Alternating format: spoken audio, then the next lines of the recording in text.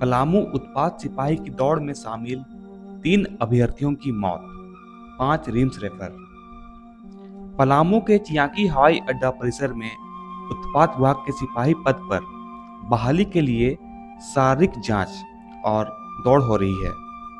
दौड़ में बेहोश हुए 3 अभ्यर्थियों की शुक्रवार को इलाज के दौरान मौत हो गई।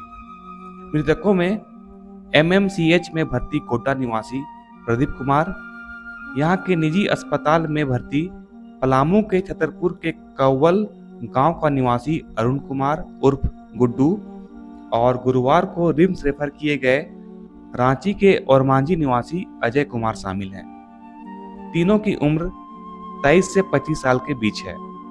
इससे पहले गुरुवार को दौड़ के बीच बेहोश होकर गिरे गया निवासी अमरेश कुमार की एमएमसीएम में इलाज के दौरान मौत हो गई थी। उत्पात विभाग के सिपाही पद पर बहाली के लिए पहुंची महिला अभ्यर्थियों को 40 मिनट में 5 किलोमीटर, जबकि पुरुष अभ्यर्थियों को 1 घंटे में 10 किलोमीटर की रनिंग करनी है। यहां दौड़ के दौरान रोजाना बड़ी संख्या में अभ्यर्थी बेहोश हो रहे हैं।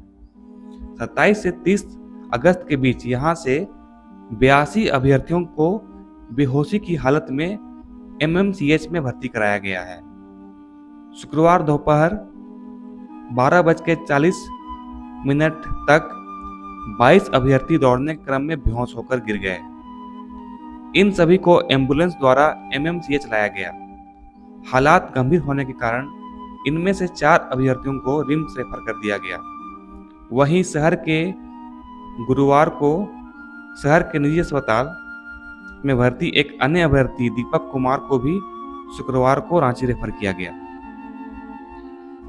अब तक कुल 6 अभ्यर्थियों की मौत हो चुकी है और इनकी सुधि लेने वाला कोई नहीं है।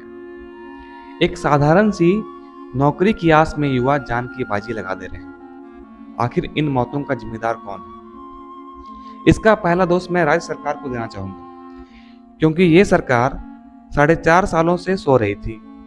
अचानक नींद खुली तो पता चला चुनाव आ गया है, तो आनन फानन में उत्पात सिपाही की बहाली प्रक्रिया शुरू कर दी और इसके लिए अभ्यर्थियों को दौड़ अभ्यास के लिए बहुत कम समय मिला, क्योंकि बारिश के मौसम में प्रैक्टिस करना बहुत मुश्किल होता है, क्योंकि रोज दिन बारिश होती है।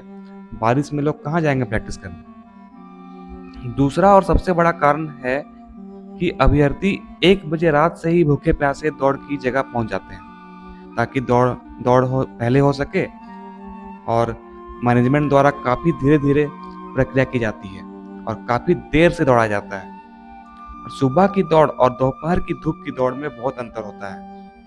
चिलचिलाती धूप में 10 किलोमीटर दौड़ना आसान नहीं है, जिसके चलते अभ्यर्थी बड़ी मात्रा में बेहोश हो रहे हैं। तीसरा कारण है कि जब बच्चे बेहोश होकर गिर रहे हैं तो उन्हें उचित स्वास्थ्य चिकित्सा नहीं मिल पा रही है। जब राज्य सरकार इतनी भारी मात्रा में अभ्यर्थियों की बहाली प्रक्रिया कर रही है, तो किसी भी प्रकार की कैजुअलिटी के लिए डॉक्टरों और नर्सों की टीम सारे हेल्थ इक्विपमेंट्स के साथ वहां मौजूद होने चाहिए।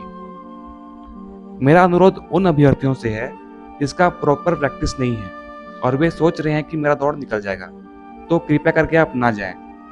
जब तक अभ्यास में आप 10 किलोमीटर रनिंग आसानी से नहीं कर लेते हैं, आपको बहाली में शामिल नहीं होना चाहिए। राज्य सरकार युवाओं के प्रति इतनी असंवेदनशील है कि उन्हें अपने वोट की राजनीति के लिए युवाओं की जान से भी समझौता कर लिया है। महज 583 सीटों के लिए 5 से 6 लाख अभ्यर्थियों को दौड़ाना सही नहीं है। नेताओं को, चाहे वो किसी भी पार्टी के हो, गरीब बेसहारा युवाओं के प्रति कोई सहानुभूति नहीं है। उनके बच्चे तो कभी दौड़ेंगे नहीं, इसलिए उन्हें युवाओं का दर्द कभी समझ में नहीं आएगा। जब आर्मी अग्निवीर की दौड़ में 1600 मीटर की दौड़ होती है, पैरामिलिट्री फोर्सेस की दौड़ में 5 किलोमीटर की दौड़ होती है, तो झारखंड पुलिस एसआई की दौड़ में 10 किलोमीटर क्यों? कहीं ना कहीं सरकार और अधिकारियों में कुछ लोग हैं जो झारखंड के युवाओं को बर्बाद करना चाहते हैं, जिससे झारखंड हमेशा के लिए पिछड़ा ही रहे। मेरा सरकार से अनुरोध है कि जिन बच्चों की मौत दौड़ प्रक्रिया में हो जा रही है, उनके आश्रितों को उचित मुआवजा मिलना चाहिए और उन्हें कम से कम एक सरकारी नौकरी भी मिलनी चाहिए।